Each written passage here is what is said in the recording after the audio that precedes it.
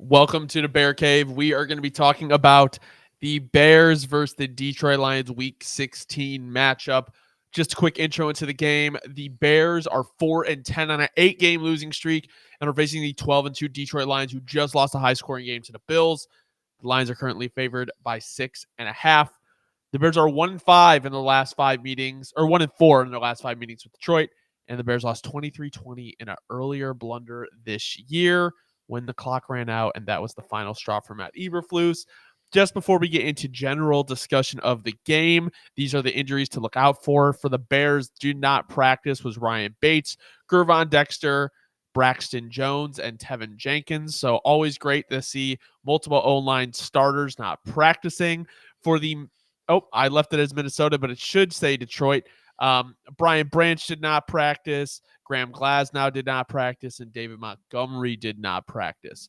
So I was trying to work on the narrative for the game, Dobbs. And as I was trying to do my research, and as I started looking at like the matchup stats, I just came to the conclusion of who cares?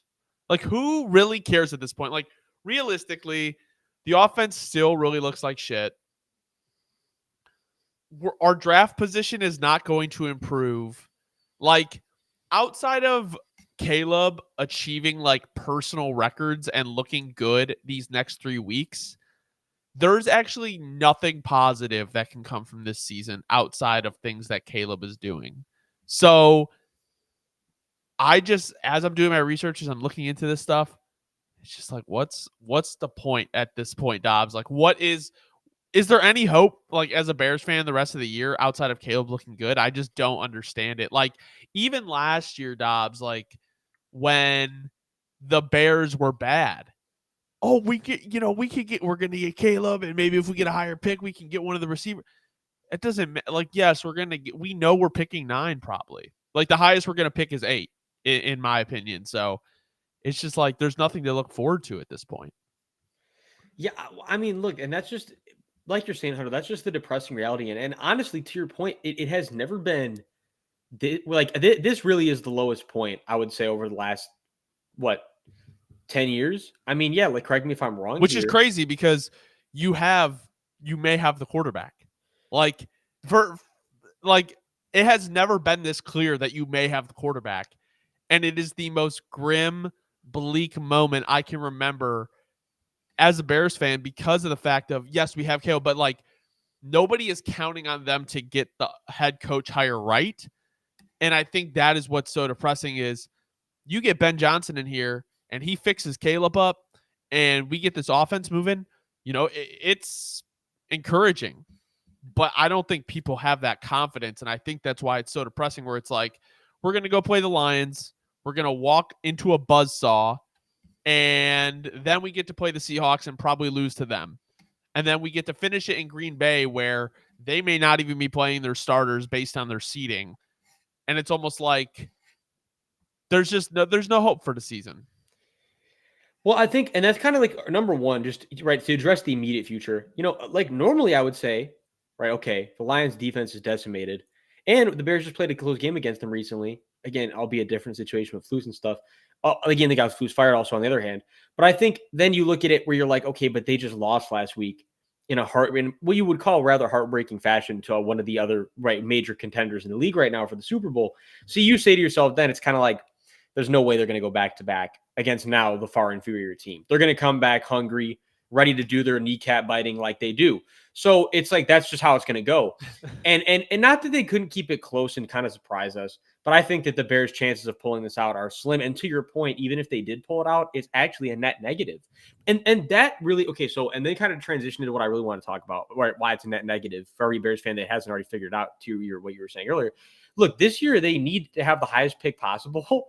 But the problem is, Hunter, and this is the where worst year to suck. This is really what really stresses me out is, again, we go to the board, right? And we're kind of like, all right, what's going to be available around that position? Well, again, like I've said, Will Campbell's best case scenario, but even still, spending that pick on a guard, yeah. And if Will Campbell ends up being a Quentin Nelson-esque prospect, then nobody's going to look back on it and say that it was a bad pick. But that's a high ceiling to stretch. And Will Campbell's my guy. And outside of that, in that same area of range, right? It's like we've talked about, Nick Scarton, even Calvin Banks as a guard, like Josh Simmons. But it's kind of like Wyatt Milam. But my problem is, Hunters, I just don't. This year specifically. I just feel like it's like the Bears are getting like one of the worst value years in terms of that spot. You know what I'm saying? Where it's like, because kind of the whole thing, it's just a terrible situation because there's not one guard prospect that absolutely stands out where you're like, okay, they're completely worthy. The guards that the Bears would be taking are guys that are transitioning from tackle to guard. Like, yeah, they could all make a good transition. Makes it harder. And the edges that are available, like I like Nick Scarton, but taking him at 9 is a little high. I feel like that's like a first. And again, for what I haven't, I did dive super deep in anybody's tape yet at this time of the year. But from what I've seen, right, the handful of games, I don't love him at 9, right? And like we were saying, and we did the draft show, like Abdul Carter, if he was to somehow fall to the Bears, is like, but right at this point, probably is really. It would be like best case scenario, but it doesn't. It's no matter what, we don't win. It doesn't fix anything immediately. It's another year of Caleb getting killed unless the Bears go crazy in free agency. At this point, Hunter, I think the episode we can agree we're most excited for is to see who opts in and out of their team deals and who gets opted in or out of their player deals. Yeah. So we can really start to look at free agency because truthfully, the Bear this year, especially in the draft, like, yeah, you can get good guys that I think have a good ceiling for the future. Well, I wouldn't even say that. You're going to be able to plug it this year with the draft. I wouldn't even say Bears fans are most excited for that. If they get that, I think Bears fans need to know the coaching before they can even get excited about free agency or draft. Because if they don't get the coaching right, like, Dobbs, please tell me the last time a top candidate has put it out there that he wants to come here to Chicago. I can't remember the last time that's happened. But that's Hunter, but you know what? I'm going to ask you this as a rebuttal.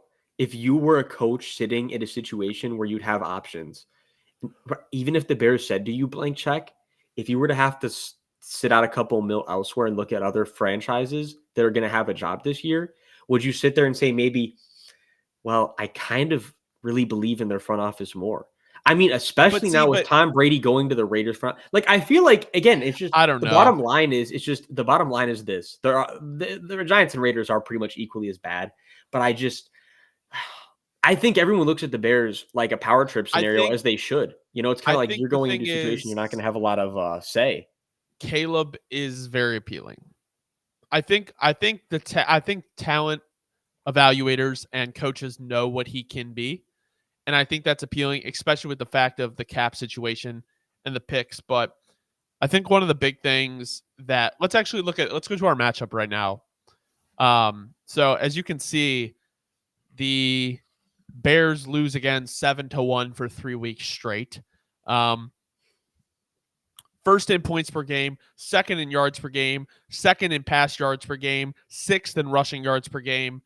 The Detroit Lions offense is elite. It has been elite the last 3 years. And while they do have the best O-line, or one of the best O-lines in football, to me, it's worth arguing that when you have an offensive coordinator who is able to scheme things up, I think, one, they can, I don't want to say negate some of the weaknesses in the offensive line, but they can definitely scheme help. And two, if you are getting a blank check and you're coming to Chicago, whether you're working for Ryan Poles, whether you're working for your own GM, I think it's pretty clear that they are going to have a little bit of control of player personnel. And I think Ben Johnson would push heavily for offensive line. Now, I think this is one of the easier situations to look at and say, yes, offensive line needs to be addressed, especially with the picks and cap space that you have. But when you look at the defense of the Detroit Lions, like they're good as well, but they didn't play this well. They were not playing this well consistently last year. And the Lions are doing it down a ton of guys. So my thing is, the way I look at it is this offense has carried this team for the last couple of years, and the defense is finally catching up. Ben Johnson has been the architect of that offense. He really has. So this is kind of a Ben Johnson Lions Bears preview episode. I just think you have the quarterback in place, you have the picks, you have the cap space. I don't know the next time a opportunity like this will open up. And I'm not saying from a Bears organizational standpoint. I'm just talking from quarterback in place, rookie deal, picks, and cap space. How often does that job kind of open up? No, absolutely. I mean, look again, Hunter. The Bears should very easily be the front runner, and I think it's actually clear to say again if they blank check him and they get the that's what I was saying on our last live about giving him the time. I can't. Nobody can see it. It's not if this happens, they will lose him. I'll stand on it. They can't be the last team in the door. You can't be the team spending the least amount of time with him and just say, we're appealing, right? Like Kevin Warren, like Right. we're the most coveted job. So yeah, he's going to choose us. Like, no, I don't think, especially with Ben Johnson, not to say he has like a bigger ego than these other coaches, because that's not what I'm trying to say. What I'm trying to say though is I think he's made it very clear that he really respects himself and he really respects what he has done for the Lions. And he's like, yeah, I'm not just going to settle for a team that doesn't give me all the time for like you said, he's the architect, not only of the offense now, but I think he wants to be kind of the architect of the direction of the franchise. And he's making that clear. Like, I need to have as much time as possible so that we can make sure that the visions align. Because I'm not going to go leave an amazing situation I have right now if it's not for an amazing replacement. And the Bears have got to be able to sell him that they're an amazing replacement. That's on them. There's really no point for him leaving, especially if, they win a Super Bowl. And I think my thing is they have a chance to win a Super Bowl. And to see what the Lions have been able to do in such a short time with Dan Campbell, Ben Johnson, and Aaron Glenn at the helm is super encouraging. You hope he'd be able to bring those things over here. I think when you look at the games this year that Caleb Williams have played well, he played well against the division. He's played well against the division. And the last time he played the Lions, he had 256 yards and 3 touchdowns. Completion percentage isn't all that great. But with that being said, if Caleb Williams is able to do again what he did last time, I think it's just kind of like I'm trying to like a little sampler for Ben Johnson. But taking away like the Ben Johnson talk though is I just need to see Caleb do well these last 3 games, because we were talking about I had just tweeted this on the DeBear Cave 1920 account, but a lot of people have been talking about how Caleb looks broken and everything like that. First of all, statistically, he's putting up an above average rookie season. And I was basically saying, like, do you think Bryce Young looks better than he does last year? Like, even if he's not playing great, it's night and day from last year. And that was just with getting Canales in the door. Like, Canales went from passing game coordinator to OC to head coach in 4 years. Look at what's happened with Sam Darnold when he got with Kevin O'Connell. When you get the quarterback with the right coach and the quarterback has always had the talent, you can fix them. And to me, Caleb has shown enough flashes despite the situation. Like, he has stats similar to Bo Nix, similar to Jaden Daniels. Like, they're right there by each other. And Caleb has done this with an interim head coach. He's done this with his second play caller, like with all the stuff surrounding the Bears. What Caleb Williams has been able to do in crucial games and just throughout the season has been incredibly impressive. And I think it's super encouraging going into next year if they're able to get the coaching right, they're able to get the free agents right, they're able to get the draft picks right. I just think this game on Sunday is probably going to be one of the bigger games of the year for him, just because, one, it is towards the end of the year, and two, he did to the Lions what no other team had done up until that point, like throwing multiple touchdowns. So I say this in the fact of I'm kind of going on a little rant here, but since week 7, the Bears are 32nd in total QBR allowed, 32nd in yards after the catch per reception, 32nd in yards per completion allowed, and 31st in quarterback time to throw. The Lions are going to destroy the Bears defense, unfortunately. Ben Johnson is going to have his way with the Bears defense. So it's going to be all about if the Bears offense can move the ball and how Caleb can look. And that's really the gist of the game. I don't know what else to say about this game, Dobbs, because at the end of the day, we know the Bears are going to lose and we know what the story is going to be. So I don't want to just beat a dead horse, you know? Like, what do you have anything, like any insights you think would be interesting for the game? Or I just, it was hard to prepare for this episode, honestly, because it is just so hopeless. No, well, I think, look, again, I think, look, less about, I have much, really, to your point, there's not much about the game. What I do have to say, though, is look, back to the thing with Caleb. Because, again, as like we were, when we were talking off camera, after the last recording, right? Some of the stuff that I think is important to say, though, to the camera now, like, look, let's just get a lot of things straight, right? Again, number one, to your point.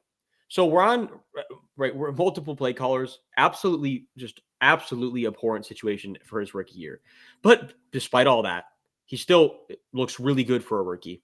Like we talked about, nowadays in the social media era, motherfuckers don't even have a chance anymore, Hunter. Like everybody's so excited to, either prove their narrative right or wrong. And we've seen it all year. Like the second Caleb has a good game, everyone's like, oh, like, oh my goodness, like, were we wrong? Like maybe he does have that dog in him type bullshit. And then whenever he has a bad game, everyone's like, oh no, never mind. Like, it's all, oh, we were right all along. Like he's trash. There's no like happy medium. Like, well, he is in a really bad situation and he's showing the flashes that we wanted from a number 1 overall pick.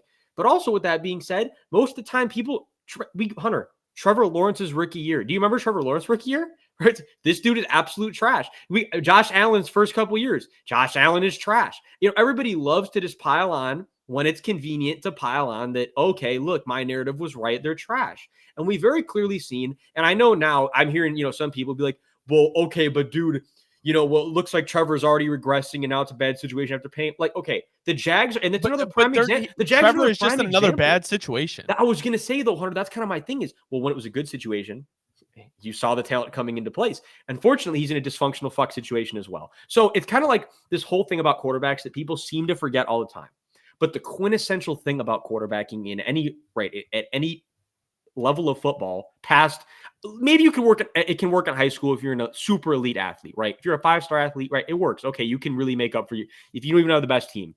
Once you get to college and once you get to the NFL, you need a functioning system and a functioning structure system around you. Things are going to fall apart. You cannot just walk in and carry the reins. It's like I said when we were off camera, Hunter. It's the reason that true freshmen 99.9% of the time are coming in and getting named to be the starter at a 5-star program that are taking them to the national championship as true freshmen. It's the same reason that you shouldn't expect the rookie to come in and lead your team to a Super Bowl contending status right away.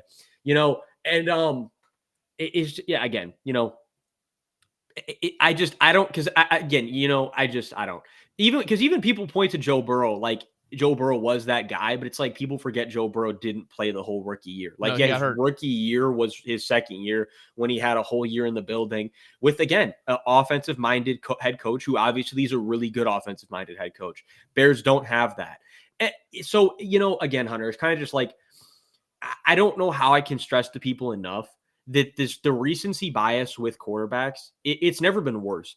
And I know that it's a lot of the times it's just kids and it's just, like it's not that you shouldn't really be taking that seriously. Like it's always the people with no face behind the account that are probably like just got home from middle school saying this. So you got to take it with a grain of salt. But there are plenty of grown men sitting there saying like, dude, I'm out. Like, like this is Shark Tank. Like, oh, I've only had like a 13-week sample size of what someone who you just spent a first overall pick on, where you're expecting a decade of results. And you're, like, I'm out after 13 weeks. Again, Peyton Manning would have been fucked if social media existed. Troy Aikman would have been fucked and probably never gotten a second chance. Like the way that people now are just piling on, and it almost is like it affects It does. I mean, it's like a lot of these guys say, man. I look, if I was a pro, I wouldn't have a social media account. I wouldn't want to have to see all the hate every single day because of me growing into my place. The expectations everyone has for a rookie, it's just gotten absolutely out of control. It's for rookie quarterback specifically. Dobbs, I went back and on a 17 game pace, I did the average, basically what all first round rookie QBs seasons would have looked like on a 17 game pace, right? And I did that year by year, and then I rank them based on their season. And it's a rough ranking. Like sometimes, like this guy may have less yards, but he has way more touchdowns. So I put the guy with more touchdowns above because obviously you'd rather have the scoring. And from the 2024 class, number 10 is all the way from 2014. Okay. Jaden Daniels is 10. Caleb is 13. Bo Nix is 14. And Drake May so far is 18 out of 34 quarterbacks. Like, yes, these rookie quarterbacks are playing well, but even in the last decade, outside of Jaden Daniels, who is at 10, this isn't even like top 10 rookie seasons for first rounders. So my thing is like, I don't know how Caleb is getting so trashed when people are praising Bo Nix and praising Jaden Daniels. And yes, they have both been in better situations, so they have looked more competent at times. But I would argue that the highlight flash plays, we've seen more from Caleb at times. So it's just like Caleb being he's 13 out of 34 since 2014. That's good. That's okay. It's a rookie year. And also, you can take from this list is the fact of, it doesn't last that we don't know who's going to be good. Dobbs, if I could tell you who 5 and 7 would be, could you guess from 2014? Pick two guys that you think would be unlikely to be in the top 34 of the list, and I'll give you hints. I have a feeling I know who one of them is. One is from 2015, and one is from 2019. All right, so one of them, if I'm not mistaken. No, I think I might be a little. I think he's a 2014 guy, but is one of them Jameis? So Jameis is 8. And I'm not surprised with Jameis because Jameis threw for 5K. Like, you know how I feel about Jameis. One is, so 2015, Marcus Mariota on a 17-game pace was on pace for 4,300 yards and 29 touchdowns his rookie year. Number 7 is Daniel Jones. On a 17-game pace, he was on pace for 3,958 yards, 31 touchdowns, and 16 interceptions. It's like, are you going to tell me that, like, those guys, like, it's just like, it's one of those things where it's like the rookie year really is super crucial for development and how they look, but stats don't tell the whole story at all, because if you want to look at number 30 out of 34, it's Jared Goff. 26th is Lamar Jackson. 24th is Josh Allen. You want to know who's 21st? Mitch Trubisky. 23rd, Kenny Pickett. Like, guys, it's okay. Like, they're doing pretty well, respectively, out of the last decade of true first-round rookie quarterbacks. And rookie year doesn't mean all that much outside of do they look good and are they on the right track? Well, you're spot on. And Hunter, even just that's kind of the thing people need to remember that really frustrates me is, we could do this. It's not even just quarterback. You could do it at tons of position groups. It's situations and development style matter. I'll give you a good example recently. This is something that that hasn't been talked about a lot, but I always think about it. It's kind of like how right away, you remember how Sauce Gardner was instantly crowned like. And not that it wasn't respected. Right. He was first team all pro Tuesday. I'm not going to take that away from him. That's a hell of an accomplishment. But what I'm saying is that you remember that 99.9% of fans would have been like, because the guy I'm comparing him to, they're like, oh, Derek Stingley is so trash. What a waste of a pick. Derek Stingley he's not ever going to compare. What a just terrible pick. Well, this year, Derek Stingley's outplaying Sauce Gardner. Yes. He's outplaying him by a wide margin. So again, there is just this inherent thing about life that sometimes people's development timing is just a little bit different, and that's okay. That's how life works. And to the point also, sometimes guys like Daniel Jones, whatever you want to say, they fall into a better initial situation where the coach can kind of initially take advantage of what they do before teams have tape on them, et cetera, and it looks good, but they don't have the tools to adjust to be the highest version of what they need to be to lead their team to the highest level of success. Whereas other guys that come in, right, they have a lot of really good tools, but they haven't had them fully, kind of like ironed out yet. Like you have to really iron them out. You got to get Jared Goff, prime example, right? Like you can't, like, judging a guy just off the rookie year alone is not only the biggest mistake ever, but it just shows, again, I say this all the time, but it shows the average football fan's patience. And, Hunter, like, even, I know that we've had a lot to say about the guy over the years, but we have to give credit where it's due, right? Again, his record against teams over 500 and stuff, I'm not sitting here defending any of that. But what I am saying is it's still another prime example. To a rookie year, second year, third year, today, it's night and day. It's night and day. It's almost like quarterbacks do legitimately need time to develop. Yeah. It's almost like that's just forever going to be a thing, no matter how talented someone is when they come in. I think you also got to look at it, and then we'll just get to our game picks and kind of wrap it up. Is Caleb and Drake May are like really young. Like they played like 2-3 years of college. If you look at Bo Nix, if you look at Jane Daniels, the guys who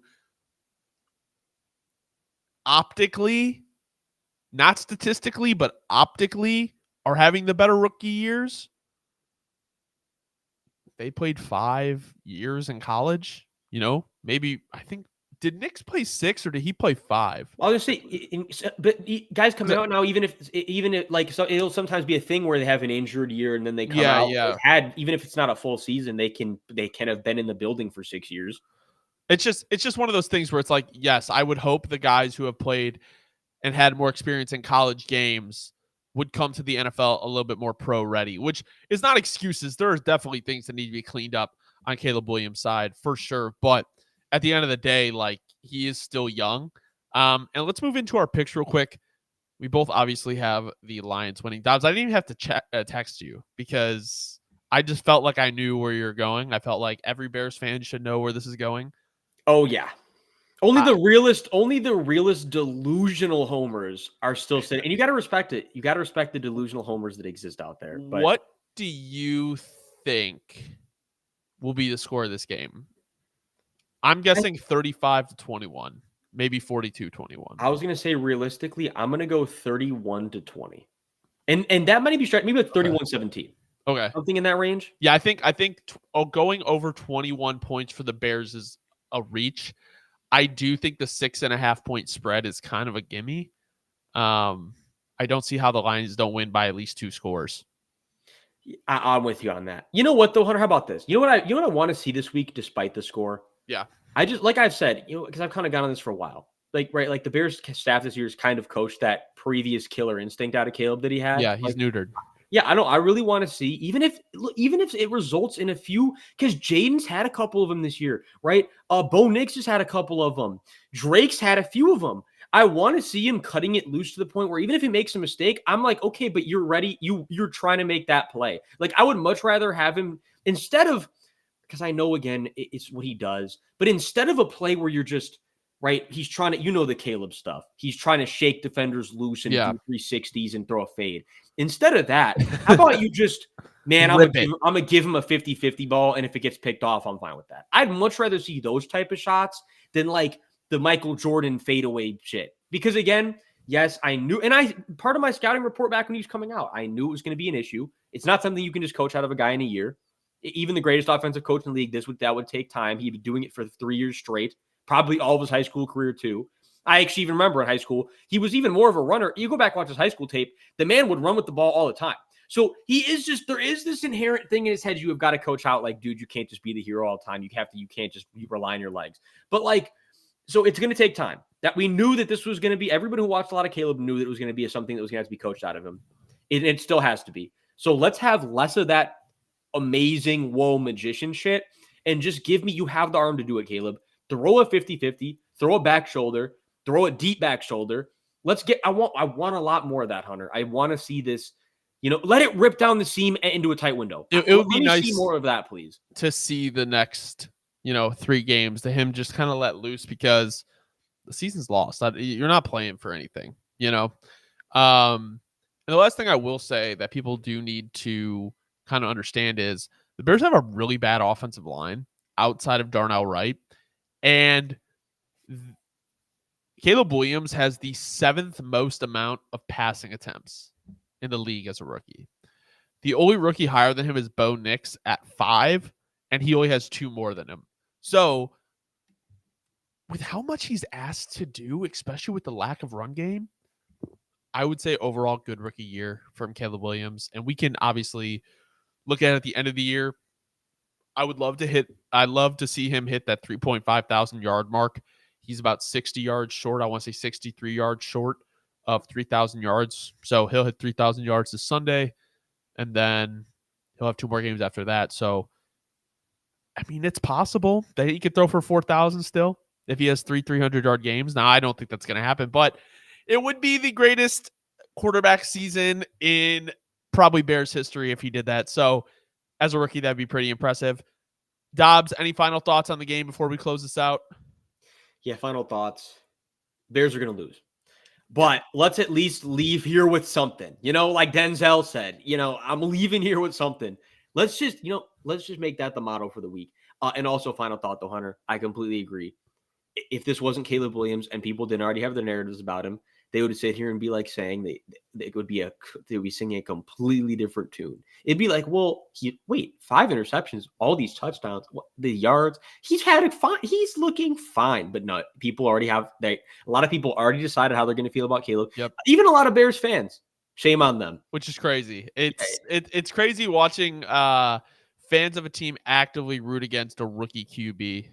Even though we've already, and we'll close on this. Even though we already saw what happened with Justin in a way better situation. Everyone said, go with Justin, just needs a better situation. We saw what happened with that. Russell Wilson has tripled the production on older Russell Wilson. But anyways, so the fact people are hating on Caleb actively is genuinely discouraging and depressing. I tweeted this the other day because I got into it with someone on Twitter. And it's so funny that the narrative has shifted from Caleb will not have a better year than Fields had in his first year, or he won't be better than Fields to, now, the team's falling apart because Fields isn't there and Caleb's not a leader like Fields. When you switch an argument to something that cannot be measured, it is just proving how illogical your argument is. By pretty much every metric, Caleb Williams has been better than Justin Fields. And I still see people complaining, and I do not understand why, because the reality is the objective of drafting a quarterback at number 1 is to improve the quarterback position, which statistically they have done. And if you want to talk about, it doesn't show up in the win column, let's look at the fired coaches, okay? Let's look at the lack of O-line talent. Let's look at how bad the defense has been since week 7. Like, this is not the same defense at the beginning of the year and the end of last year. It's a very bad defense, okay? This is a very bad offense.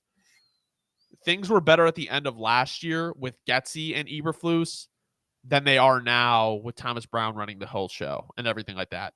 And that's a fact. You can look at it statistically. So I think at the end of the day, Bears fans, keep your head up. Like, the future's bright if they get Ben Johnson. It could be great. But thank you guys so much for watching the Bear Cave. We will be back post-game reaction on Sunday. Be sure to subscribe. Follow us on all social media at the Bear Cave 1920. Have a great rest of your night. And don't let the Bears ruin your Sunday. Don't even check Tankathon because we will not be moving up unless the Jets win. Thank you.